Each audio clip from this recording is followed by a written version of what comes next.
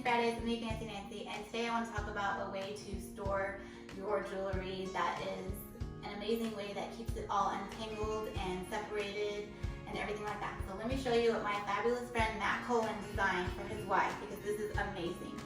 So you come in the drawer and everything's hidden and put away, and these are actually drawer pulls that he has made, and he has put the drawer pull on top of a piece of wood and then attached some eyelets here. So each earring has its own space for a pair, which completely keeps the earrings organized and completely untangled and separated, so everything is visible and you can see everything. So instead of just having it thrown into a drawer and sometimes you miss what you actually have, because you can see everything, you might decide to wear something that you may not have actually chosen because it's all visible. Again, completely organized, hidden, it's completely genius.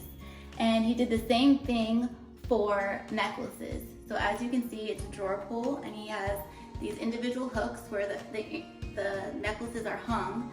And you can organize them however you want, by color, style, whatever works for you, gold, silver. And again, everything is visible, organized, nothing is tangled, so you're not wasting time trying to untangle the jewelry before you put it on and getting frustrated and all that. So I absolutely love this idea. It keeps it all clean.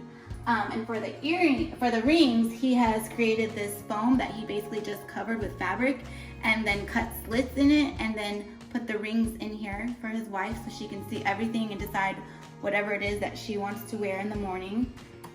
And the same thing down here with cute little boxes. If you don't want to create these or make these, they actually do sell some of these at like IKEA and different places, but I just thought this was a really cool way to hide and store your jewelry and keep everything in like a cabinet, and the most important thing is it's untangled and you can actually get to it and see it.